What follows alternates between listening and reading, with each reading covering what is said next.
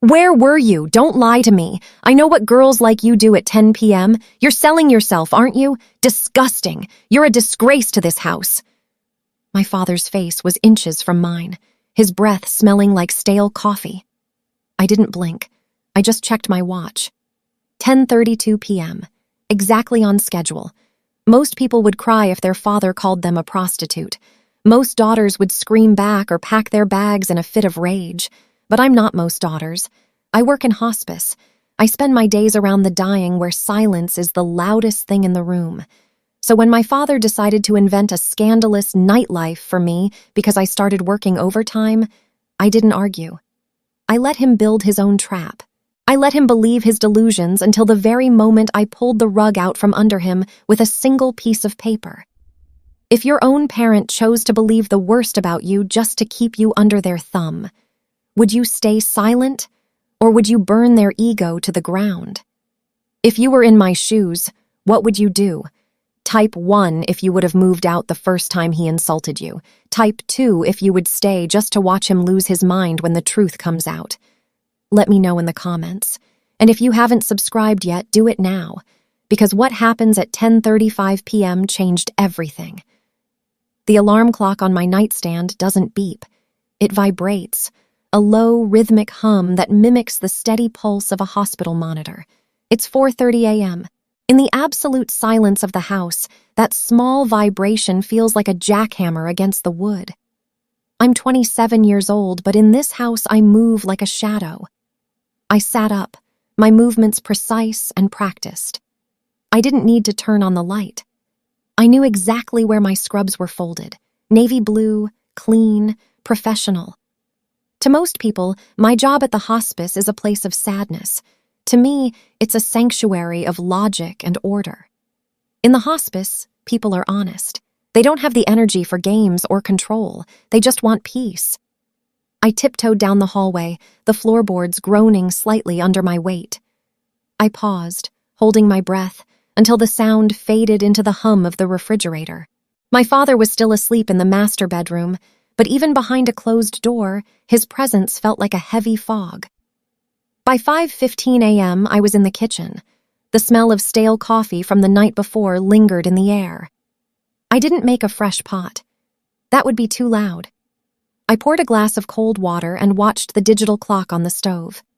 5:16, 5:17, 5:18. When I worked the 6 a.m. to 2 p.m. shift, life was manageable. My father approved of this schedule. In his mind, a good daughter is one who is visible. If I was home by 2:30 p.m., I could start the laundry. I could prep the dinner he liked. I was within his line of sight, and therefore I was under his control. I remember the way he looked at me during those months. He would sit at the head of the table, his eyes tracking my every move as I set the plates down. "Good day at work?" he'd ask, though it wasn't a question. It was a check-in. "Yes, Dad, quiet," I'd reply. He liked quiet. He liked knowing exactly where I was every minute of the day. He didn't know the name of the facility where I worked. I made sure of that. I told him it was a private clinic across town. If he knew the address, he'd show up. He'd walk into the lobby, demand to speak to my supervisor, and find a way to make my professional life as suffocating as my home life. I picked up my keys.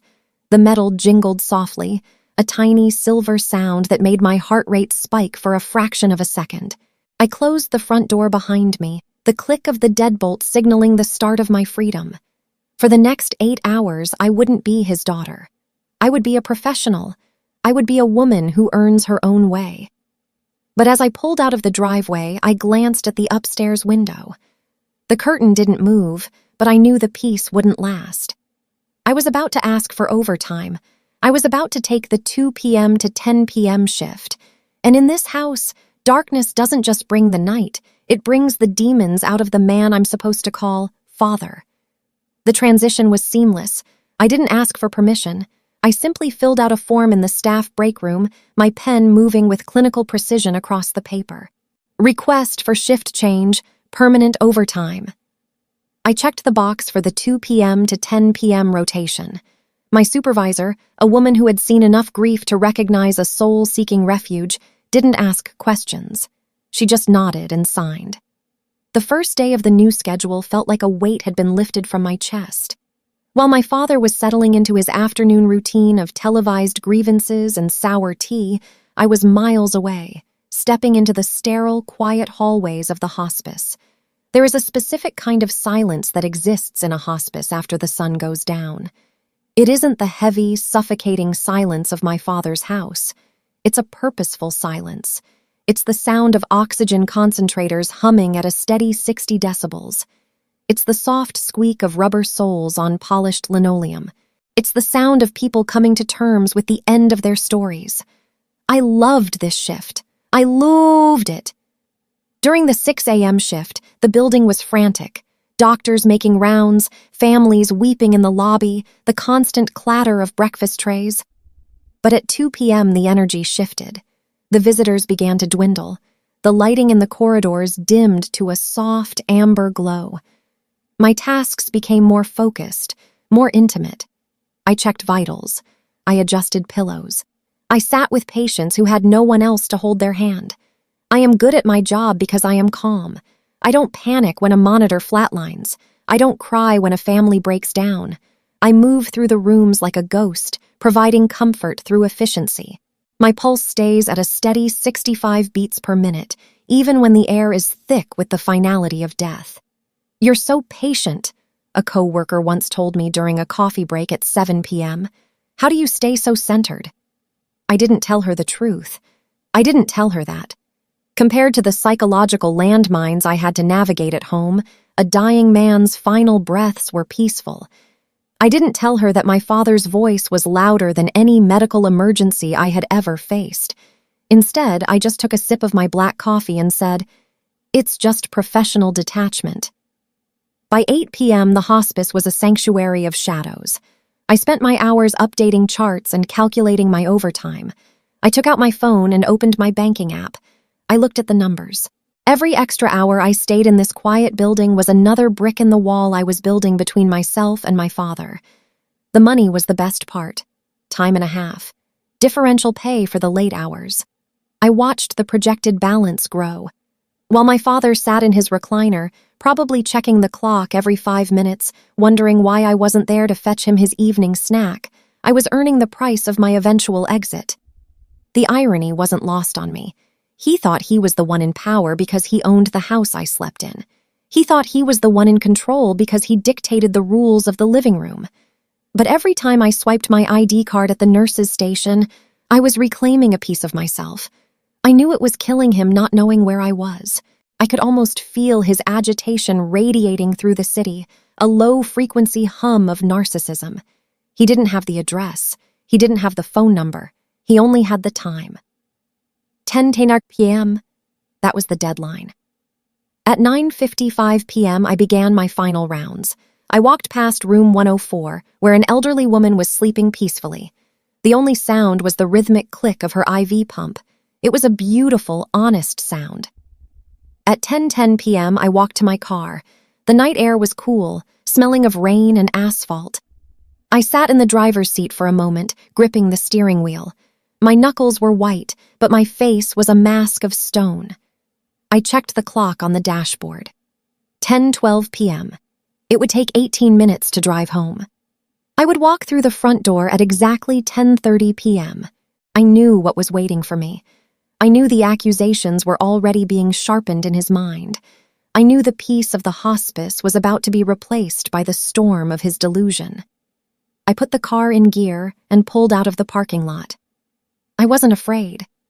In fact, a small, cold part of me was looking forward to it. I wanted to see how far he would go. I wanted to see the exact moment he lost his mind. The tires of my car crunched over the gravel of the driveway at exactly 10:28 p.m. I sat in the darkness for 2 minutes. I didn't check my makeup. I didn't check my hair. I checked my pulse, 70 beats per minute, a bit higher than at the hospice, but within the normal resting range for a healthy 27-year-old woman entering a high-stress environment. I turned off the engine. The silence that rushed into the cabin was absolute. In the house, a single light was burning in the living room window, a lighthouse of resentment. I gripped my work bag, feeling the weight of my stethoscope against my side. It was a reminder of reality. I stepped out of the car. The night air was heavy with the scent of cut grass and the looming humidity of a summer storm. I walked to the front door, my keys ready in my hand. I inserted the silver key into the lock. One turn. The deadbolt slid back with a metallic clack that echoed through the quiet street. I pushed the door open. The living room was bathed in the dim, flickering blue light of a television that had been muted. My father was sitting in his leather recliner, his silhouette sharp against the glow. He didn't turn his head. He didn't say a word. He just sat there, a statue of calculated anger. I stepped into the foyer and began unlacing my shoes. I placed them neatly on the mat, parallel, exactly 2 inches apart. "You're late," he said. His voice was low, vibrating with a frequency that usually preceded a blowout.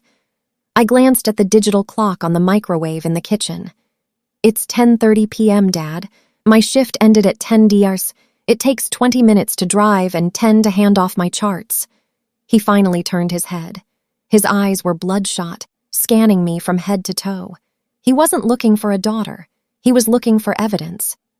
"Charts!" He spat the word out like it was a piece of rotten fruit. "Is that what they're calling it now? I called the clinic at 3 p.m. They said they didn't have a Sarah on the schedule for the afternoon." My heart skipped a single beat. I had anticipated this. I never gave him the name of the hospice. I gave him the name of a massive outpatient clinic 3 towns over.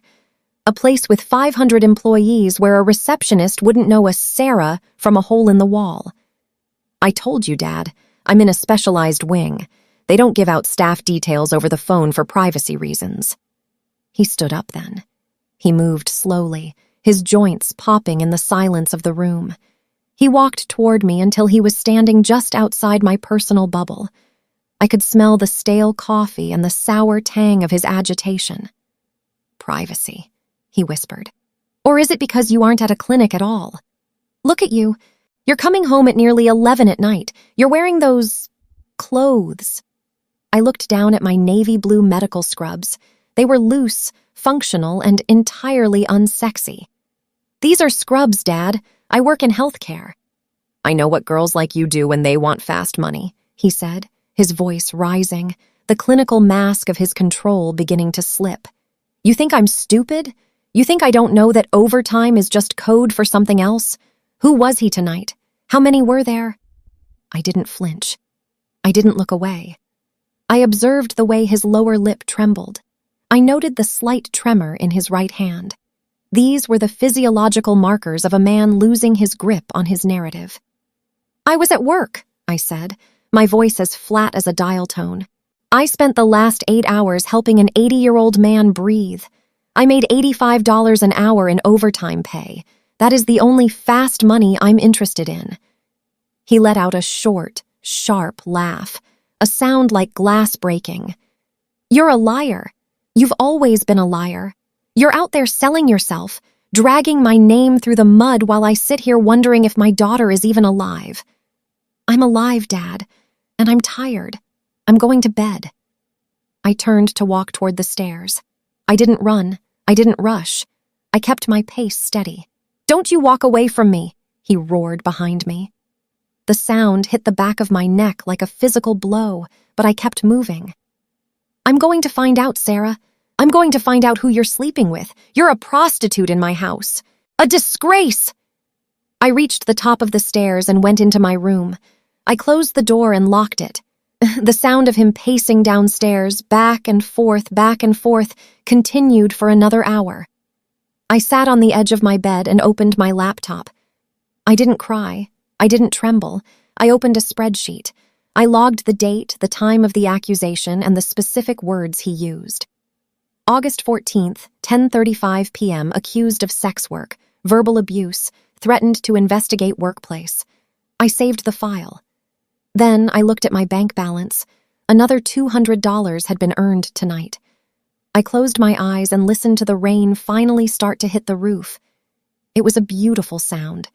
It drowned out the noise of the man downstairs, and for a moment, I was back in the hospice, in the quiet, in the truth. The next week, The air in the house turned brittle. My father didn't just shout anymore, he began to investigate.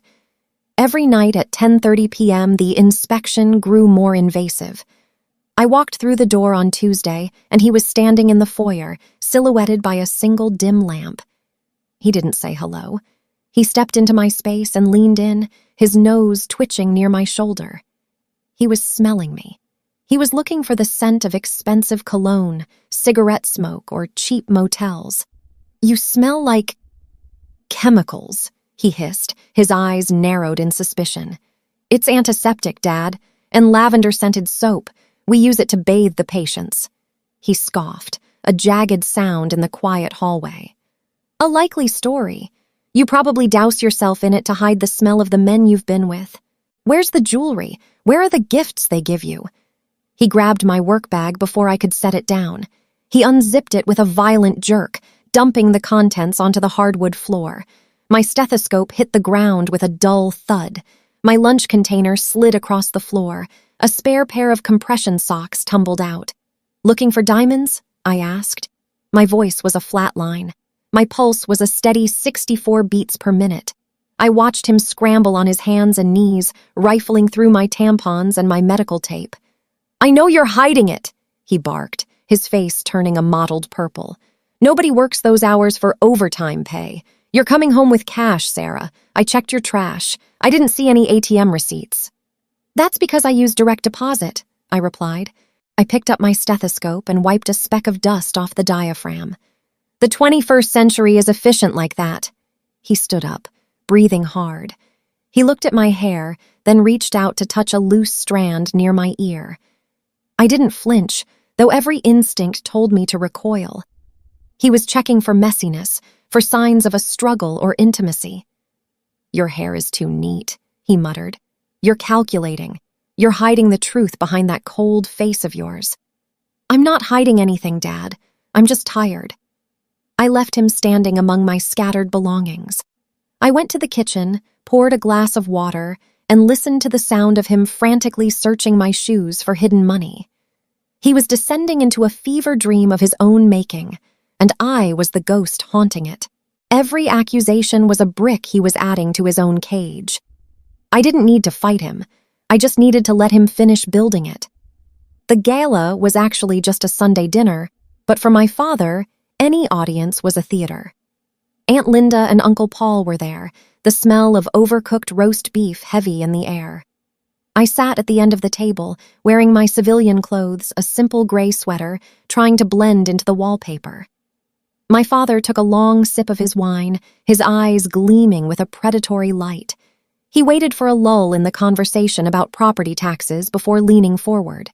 "So, Linda," he began, his voice dripping with faux concern, "have you noticed how expensive everything is getting? Luckily, Sarah here has found a lucrative way to spend her nights. She doesn't get home until nearly midnight lately." Aunt Linda paused, her fork halfway to her mouth. The room went so quiet I could hear the refrigerator humming in the kitchen. "Oh, is the clinic that busy, Sarah?" she asked, her voice hovering between curiosity and confusion. "It's a demanding field," I said. My voice was a flat, clinical monotone. I didn't look at my father. I watched a small bead of grease congeal on the edge of my plate. "Demanding," my father laughed, a sharp, ugly sound. "That's one word for it. I tell her she should be careful. A young woman out that late, coming home with all that extra cash. People might start to wonder what service she's actually providing. Right, Paul?" Uncle Paul cleared his throat, looking intensely interested in his mashed potatoes. The silence that followed was thick, suffocating. My father was practically vibrating with the thrill of it, publicly branding me a scarlet woman under the guise of a joke. I didn't blush. I didn't defend myself. I slowly put my fork down. The silver hit the ceramic plate with a sharp clink that made Aunt Linda flinch. "Hospice patients don't stop dying at 5 p.m., Dad," I said, my eyes finally meeting his. "But I suppose you're right about one thing. People are starting to wonder. They're wondering why a father would say something so disgusting about his own daughter in front of guests." For a second, the mask slipped. His face turned a deep, bruised purple. He hadn't expected me to call out the subtext. I'm just joking, Sarah. Don't be so sensitive, he barked, trying to reclaim the room. I'm not sensitive, I replied, standing up and taking my plate to the kitchen. I'm professional, something you wouldn't understand.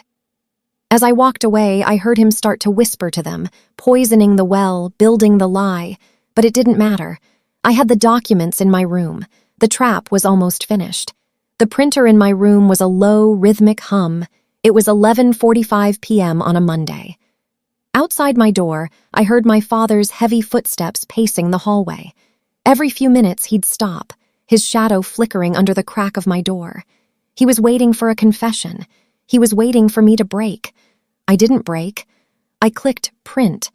The first page slid out, warm to the touch. It was my monthly pay stub. Total gross, $12,650. Overtime earnings, $8,412.50. I watched the ink dry on the numbers. To my father, I was a daughter losing her morality in the dark. To the hospice, I was employee of the month, a reliable machine that managed the transition of life to death without flinching. I printed my shift logs next, 16-hour doubles, back-to-back night rotations.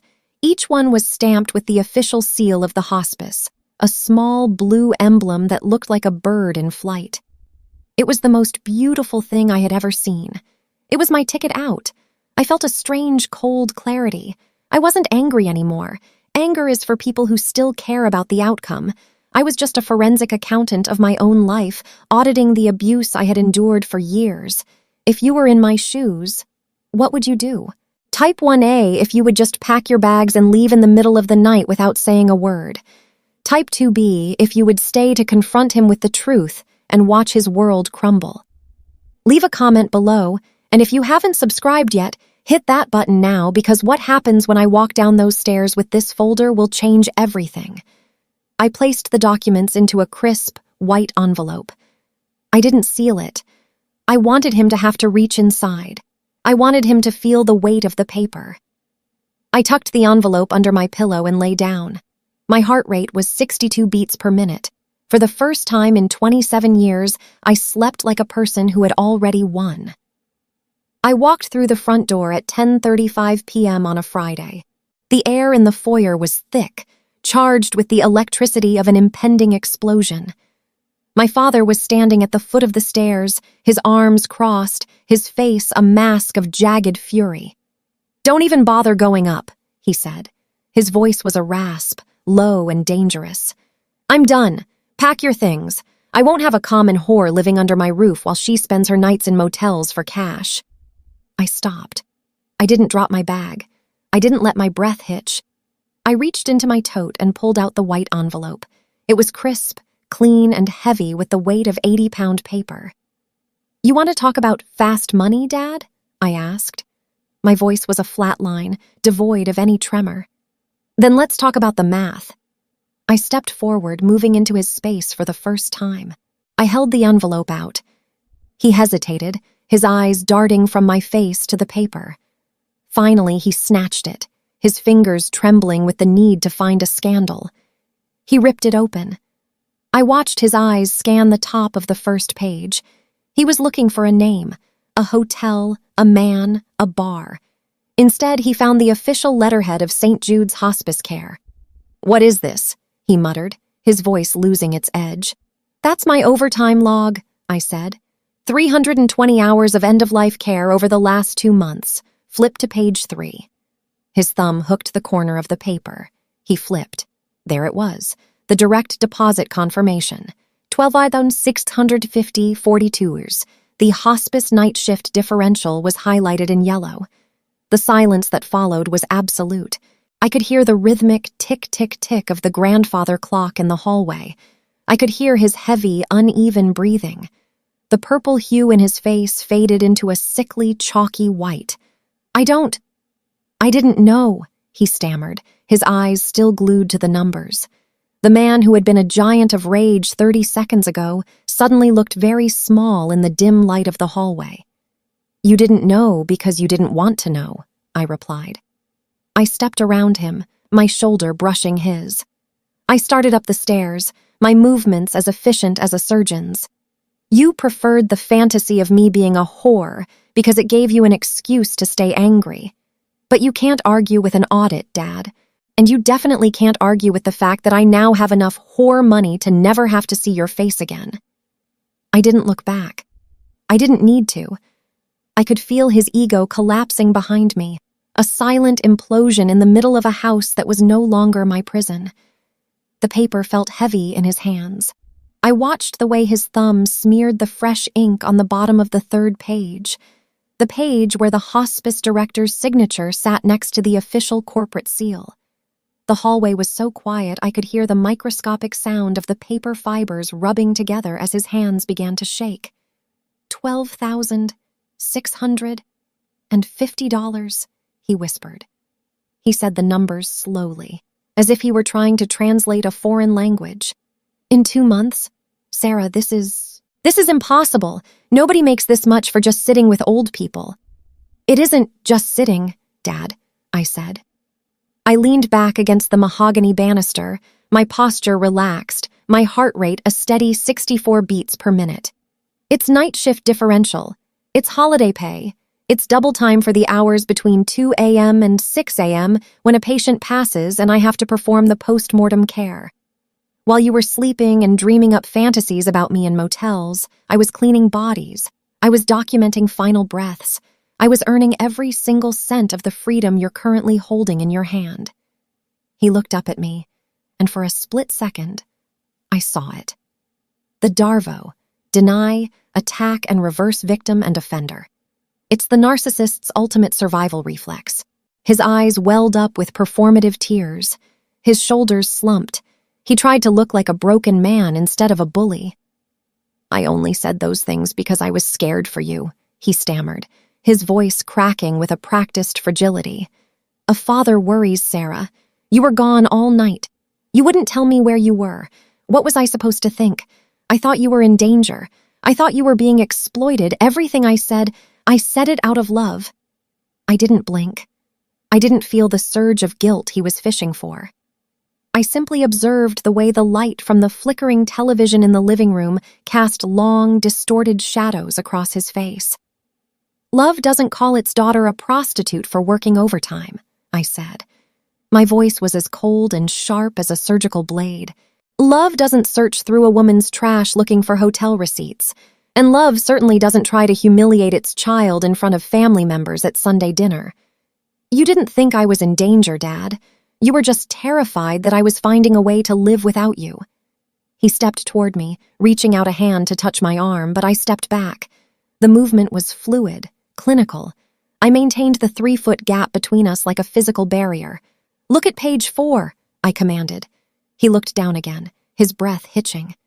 That is the itemized breakdown of my savings account, I continued. Note the transaction from 3 days ago. $11,000 moved into an escrow account for a rental deposit and a down payment on a vehicle. I didn't just earn the money, Dad. I've already spent it. Or rather, I've invested it in my departure. The silence returned, heavier than before. It was the kind of silence I was used to at the hospice, the silence that happens right after a patient stops struggling for air. It was final.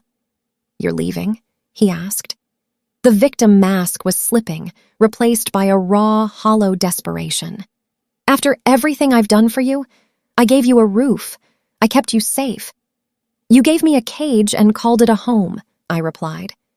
I reached out and took the folder back from his limp fingers. The paper made a crisp, satisfying sound as I tucked it back into my bag. And as for the safety you provided, I felt safer in a room with a dying stranger at 3 a.m. than I ever felt walking through this front door at 10:30. I checked my watch. 10:45 p.m. The interaction was lasting exactly as long as I had calculated. I have one more shift tomorrow, I said, my voice dropping to a whisper that seemed to fill the entire hallway. And when I come home at 10:30 tomorrow night, I won't be coming into the living room to hear your accusations. I'll be coming in to get my suitcases. I suggest you spend the next 24 hours practicing your apologies, though we both know you aren't capable of a real one. I turned my back on him and began to walk up the stairs. Each step was deliberate. I didn't look back to see him standing there, surrounded by the silence of a house that was finally starting to feel empty. I reached my room, closed the door, and for the first time in weeks, I didn't lock it. I didn't need to. I had already won. Saturday morning arrived with a silence so heavy it felt physical.